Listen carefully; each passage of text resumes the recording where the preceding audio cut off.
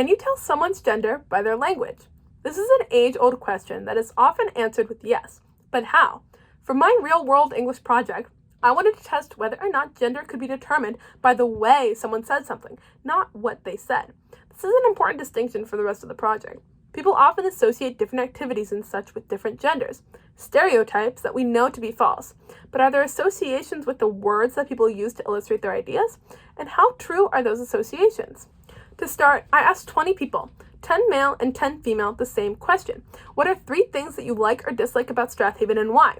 I chose this question because it is something that anyone at our school could answer and would also give me enough information within the conversation to pick out details that might identify them as male or female. I recorded their answers and transcribed them myself, using a key of symbols as shown to stay as true to the real conversation as possible. When picking people to interview, I purposely tried to get a range of different types of males and females. Race and ethnicity were a factor, but also how masculine and feminine they actually were. I also tried to get a range of personalities, from more academic types to more athletic types. Unfortunately, I could not get as many people as I originally wanted due to time constraints, but also the availability of the people I wanted to interview. Once the transcriptions were done, I had a number of linguistic identifiers in mind to search for. These included unnecessary words, filler words, stutters, contractions, grammatical errors, and response length. All of these factors point toward the way that these people explained their ideas rather than what they said.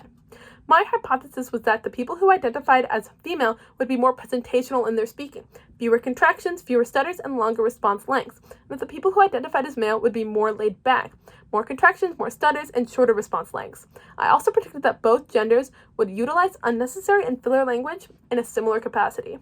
First, let's look at all the transcriptions together and sort them based on the different categories to see if any of them have any correspondence with gender.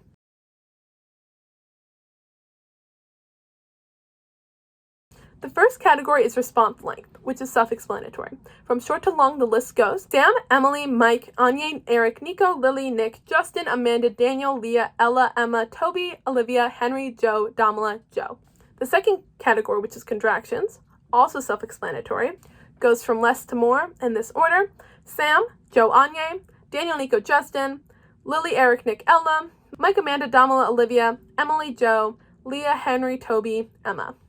The third category, which is stutters, which I characterized by either real stutters or clear interruptions of thought during the conversation, goes from less to more: Nick, Justin, Emily, Anya, Lily, Sam, Amanda, Ella, Henry, Olivia, Emma, Joe, Nico, Toby, Mike, Leah, Damala, Daniel, Joe, Eric. The fourth category is filler words. These are words like all of those what I characterize more as noises to just fill the space. For this category, from less to more, goes Leah, Eric, Anya, Nick, Sam, Emily, Amanda, Justin, Nick, Emma, Ella, Lily, Henry, Mike, Olivia, Joe, Toby, Daniel, Joe, Damala. Fifth category is unnecessary words. These are words such as like or you know, actual words that were put in the conversation just to fill space. From less to more, this list goes: Nico, Sam, Mike, Emily, Nick, Lily, Damala, Justin, Daniel, Eric, Anya, Ella, Amanda, Toby, Olivia, Leah, Joe, Emma, Henry. The final category is grammatical errors. Now, I have to say, you should probably take this category with a grain of salt because I did want to include a grammatical errors section, but I am not the queen of grammar. So what I did for this section is I just plugged my transcriptions into Grammarly and then counted the number of red lines that I saw and then just listed that as such. So it's definitely not foolproof, but I just thought it's an interesting thing to add, but should not be taken like as the epitome of distinctions between gender. From less to more, this category goes: Anya, Sam, Justin, Eric, Nick, Nico, Michael, Daniel, Toby, Amanda, Lily, Emily, Joe, Henry, Emma, Leah, Joe, Olivia, Ella, Damala. From this data alone, I think that it is sufficient to say that there are no real correspondences between my linguistic identifiers and the gender of the subject. But maybe I'm missing something here. Maybe it's a combination of multiple factors, or maybe there were factors that I forgot. To test this, I created a survey using 11 of my responses, 6 male and 5 female, and asked people to identify them as male or female using only the transcription. At the moment of my writing this, I have over 70 responses. The point of the survey was A, to test whether or not these linguistic identifiers could be used to identify the subject and how, and B, if not the linguistic identifiers, what did people actually use to identify the subject? I chose males and females from across the board. Some I thought could be easily identified, and others I thought would be more androgynous. To be completely honest, I was shocked with what the results came out to be. While there were some responses that were almost completely in the middle, the majority of them were heavily skewed towards one gender or another, and more often than not, they were wrong.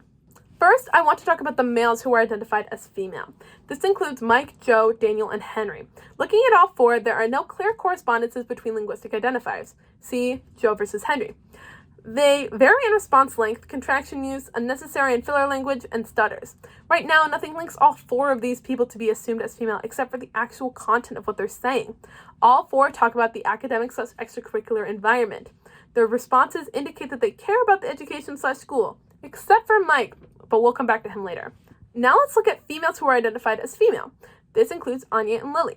While both were representational, they still utilize linguistic identifiers. Both are definitely shorter, similar to Mike's.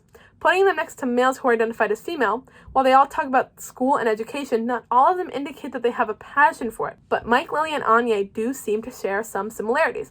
For the purpose of this analysis, we are going to call it the airhead effect. They all demonstrate an empty-headedness, but they clearly have their opinions. It's hard to put into words why these people might be indicated as female. The only thing I can really say is that when you read it, there's a level of femininity. There is content to the answer, but it's almost goofy or jokey. We might have to come back to those three later. Looking at the males who are identified as male now, this includes Justin and Nick. They both have shorter response lengths, as well as similar use of contractions and unnecessary/filler language. They both talk about the school environment, but there isn't a lot of passion behind it. Their responses are basic. They answer the question, but it's not as elaborate as those who identified as females' responses. It's an unthoughtful response, but it's not the same as the responses of Anya, Lily, and Mike. There is no element of lightheartedness that the airhead effect displays. The responses are all matter of fact. Going to the females who were identified as male, this includes Ella and Emily. They both have shorter response lengths, but are dissimilar in the use of linguistic identifiers. Ella talks about athletics and Chromebooks, while Emily talks about classes and lunch, but not like those who are identified as female. Emily's response lacks elaboration and is very off the top of her head. Both of these responses demonstrate an uncaring attitude. When comparing these people with the males who are identified as male, these similarities jump out. They are all sort of basic responses. There's not much passion. It's all surface level. Damla is someone I really wanted to point out on her own. She's a female, but she was pretty split when it came to the survey, leaning towards male. Looking at her response, she talks about sports, but also the stress of classes. She talks about teachers and the student body. There are a few contractions and unnecessary words, but a lot of filler language and some stutters. I really like looking at her response because we see both elements of what the males and females were identified by. There are some confusion in her response, and while she does talk a lot about a lot of different things, when you look at her statements closely, most of them are very surface level, but it is not surface level with the same lightheartedness of the airhead effect. There is some elaboration, more than the ones identified as male, but looking at the other factors, it makes sense why this leans more towards male, yet is still in the range of could go either way. Summarizing the results of this survey, it seems that the males were indicated based on their surface level responses and lack of elaboration, and the females were indicated based on their passion and elaboration, but there was also some females who were indicated through their lightheartedness that came with the surface level statements of the airhead effect. So overall, I'd like to say that the majority of these people were identified simply on the content of what they said, not actually how they said it and their linguistic identifiers. Not only were the majority of them not identified with the linguistic identifiers, but a majority of the people were identified incorrectly. It was vibes-based identification that wasn't even right. I think the final nail in the coffin that I haven't really called out yet is that every single person had at least 10 or more responses indicating them for the non-majority indicated gender, or at least 7 or more responses indicating an I don't know response. I feel like that says something as to whether or not you can tell someone's gender by their language. This experiment was a little complicated, so I'm going to try to analyze it as simply as possible. What the first test shows us is that there are no clear correlations between the linguistic identifiers that I picked out and the gender of the subject. What the second test shows us just reinforces what the first test demonstrates. Not only could the linguistic identifiers not be used to accurately identify the subject, but that even the content of the transcripts could not be used to accurately identify the subject.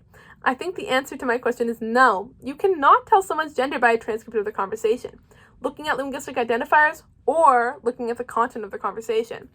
To be completely honest, this was a little surprising. I genuinely thought that not only would the linguistic identifiers somewhat illustrate whether or not a person was male or female, but if not the linguistic identifiers, that the content of the conversation would absolutely give away whether or not a person was male or female. I was completely wrong. This experiment was really fun. I think that there is a lot to take away from this. Not all stereotypes are true. And being to find that out for myself was a really cool experience. This experiment really got me thinking a lot about like my personal experience, especially when it comes to like talking to other people. I've really begun to notice that a lot more.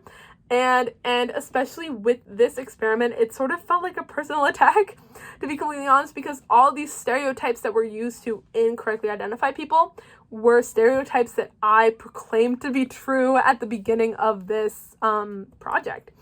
And sort of, you know, it really made me think a lot about the way that I think about gender. Now, take this scenario, for instance, hypothetically, if using the results of this experiment, if it was impossible to tell gender from just the spoken language, the only really indicator left in communication to indicate gender would be voice. But as we've talked about in class a little bit, voice is not a concrete indicator when telling gender either.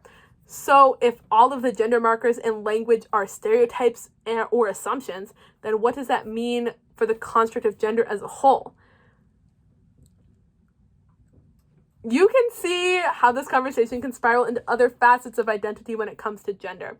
There's a lot that has to do with gender, and language and communication is just one part of it. But sort of being able to deconstruct that bit really just kind of opens up a whole new world, and something that I really, really liked about this project. But I don't want to go too off topic. This is one of those projects I'm definitely going to keep thinking about this. I think gender is so fascinating, and to have been able to do this project was definitely super cool. Anyways, I would just like to say thank you to all the people who let me record them and use them for this project. I would also like to say thank you to all the people on Reddit who responded to my survey. All of you guys were super helpful, and this project would have gone nowhere without you guys. Also, special thanks to Mr. Z for giving me support on working on this project. I hope you learned something.